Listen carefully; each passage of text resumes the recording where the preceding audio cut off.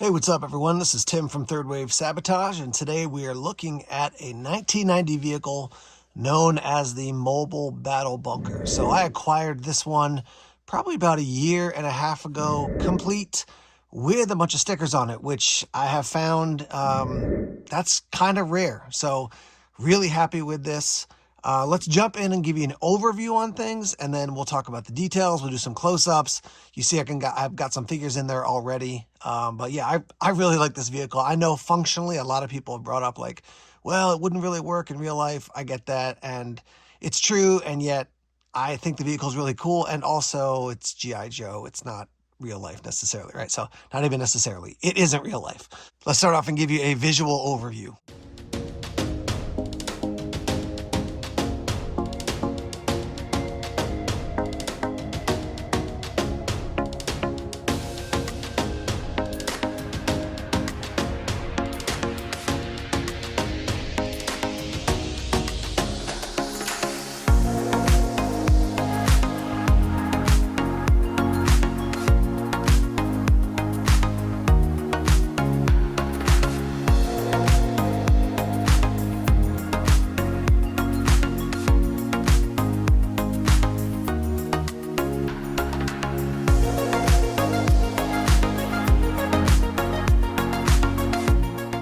Size-wise, we're looking at about 13 inches when it's at its longest setup, and we'll talk about that, what that looks like in a minute, by about 5.5 by about 7.5. And 7.5 is when it's in this setup, and that's going from the bottom here all the way up to the top of the chair that's behind Mutt and Duke there. All right, so this didn't come with a driver, which for some people that's a downside. The upside is that when you're getting it later on, in the 2000s here, 2025 is when this video is being shot.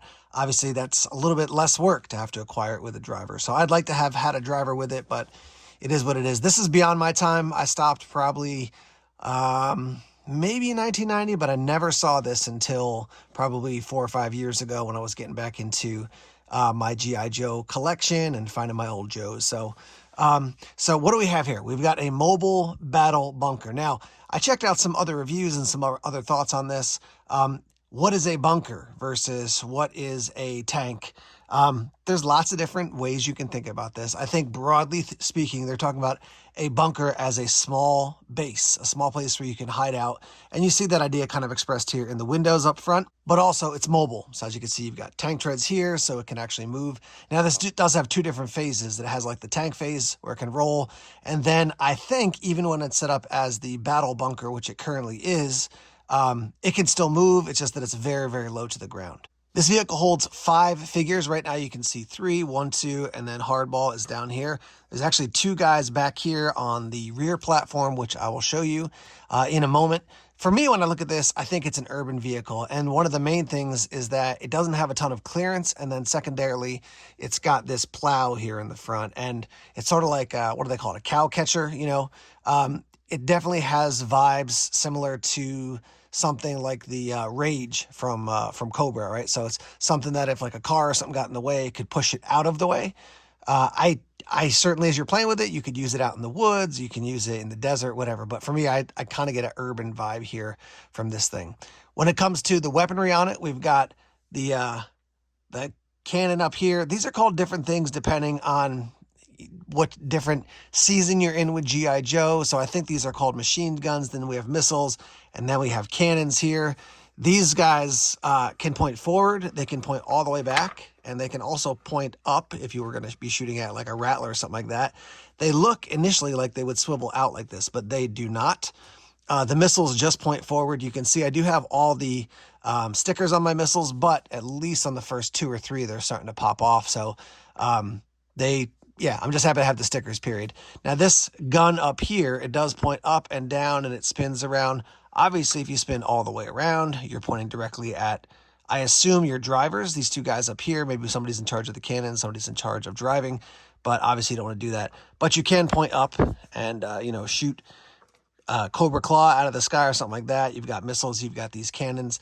You got a big set of treads underneath. The actual treads don't roll. It's going to be wheels, which we'll show you. So this is what it looks like when it's in the mobile setup. And actually the treads are higher, and you can actually see we've got a little bit of clearance. Like I can fit a finger underneath here on the tank. I can actually fit a finger underneath, even on that plow in the front. So the idea is, you know, you're going into battle and you've got this set up like so. You can see hardball in there. You got the 4 missiles. Hypothetically, you could have a guy sort of stand up and shoot out one of these windows. You could have the missile maybe readjust and come out the window. But functionally, as far as the toy is built, those missiles aren't aligned to come straight out of the windows. And this guy's in his seat, so he's not doing a whole lot of work there. Here's what it looks like from the side. Let me spin it around to the back and show you these two guys on the platform. So I've got Repeater and Gung Ho on the platform. We do have a hook here, so you could tow something behind it. And then we've got a foot peg, 1 foot peg on this side, 1 foot peg on this side. I've got 2 guys, so we're gunning at the enemy as we're driving along here. And then, as I showed you before, when this opens up and comes back, it really does cover over them. So they're not going to be able to see up, or I guess they could definitely see back, but it's a little bit hard even to see out, I would say. But it is cool that you can carry 5 guys now, 2 here in the back, 2 on the top, and then 1 inside as well. Now, when you open this up, you're going to lift this and bring it back like so. It does still have clearance, so it's not going to hit these guys. All right, so let me show you real quick here. These are going to actually slide back when you're in bunker mode, right? So they kind of clunkily, but they move back here. And now you can see this is really low to the ground. I can't fit my finger underneath the plow in the front or on the side. So it is a little bit interesting, right? Like now, I guess since it's low to the ground, you'd consider it more bunker mode. But now hardball's fully exposed here in the front versus before he was actually safe. Again, for some people, they're like, this is not a bunker. It doesn't really work. I just think it's a cool vehicle. I just like the way it looks. It was featured in the DiC animated series, which a lot of people are not huge fans of. I get that, but at least it was featured. I know it was in the comics as well, but I'm actually not a comic book guy. I'm not opposed to it, just never got into it when it comes to G.I. Joe. Let's do some close-ups now and talk about some of the different features. Here's a close-up of the front. Again, you can see hardball and the missiles inside there. We do have these 2 cannons, which pivot up and down. Again, it looks like they would pivot out by the nature of what this sort of the design here is on the end, but they don't swing out. I really like the plow. I just think that's cool. Again, it gives that urban vibe. And it's got cool stickers on it. United States, we've got the notes up there. We've got caution here. There's actually a picture of the battle bunker on the side. So there's a look at it straight on. Here's a look at the side. You can see United States, G.I. Joe sticker, and then there's the actual battle bunker sticker. Let me zoom in so you can see that. It's pretty faded at this point, but cool that you could still see the outline of the battle bunker. Zooming in on the back here, you can see we do have that hook, and when it is set up like this, you can hook it onto something. When it is in the bunker mode, not only is it hard to roll because it's so low to the ground, but this thing is basically on the ground down here. And so you could still hypothetically attach something that you could tow behind it, but that's going to be pretty challenging. You do have some design in here that shows an engine. Yeah, it's cool. This guy right here, this little piece right here, looks like something would attach to it. I'm not really sure why that piece is there, but still looks cool nonetheless. And the other side, similar to the first side, not a whole lot of difference there. Now, when it comes to the top, you can see I've got 2 figures in the seats. I'm just going to pop them out now. I realize these are earlier figures than from when this thing was actually produced, but it is what it is. These are definitely older figures, and I will note those clips that go around the waist go on pretty tight. So be careful when you are taking your figures out. You can see we do have these 2 clips. You can remove them in the back if you want to and just place the guys in there. I don't have any issues with the clips. Just be gentle as you're placing your figures in there. But it is nice if you're moving this thing around, they're not going to fall out. You can see we've got more design here as far as controls. I do like the fact that there's 2 control sticks, right? So maybe they can share driving. Maybe it's somebody's running the cannon, somebody's running the actual mobility, if you will, of the mobile battle bunker. Looks like we've got some sort of computer over here with some panels. And then that's what it looks like when you are maybe riding in the driver's seat looking out front. And you can see more controls up here. I always wish that there were more changes in coloration when it came to the control panels, right? If they had made this gray or made this black and then had the green, that would have really popped. But at a production level, it's just hard to do things like that sometimes. So still, I think a great vehicle. Let's open it up now. All right, so when we open it up, you're basically going to hold on to maybe like the side here. You can hold on to the front and then pull this back. I will say that it is a little bit challenging sometimes when you're trying to maneuver it, that the top doesn't lock in. If they had put 2 locks on the sides or even just 1 little hook, that would have made it easier. But again, not a huge issue. Lots of controls down in here. We've got the missiles across the top. They attach relatively easily. dumbbell style here, as you can see. And one of the really cool features is that the arm under here, as this closes, the arm pulls back in. And then when you go up, the arm pops out, which is, I just think that's cool. A little bit of engineering added in there. One figure in here, you can't really fit another figure in because the arm is going to go down into this section and then these are going to end up here. There are a bunch of controls, so it seems like you might be able to kind of cram a guy in. But in general, I think you're looking at one figure there in the interior portion of the mobile battle bunker.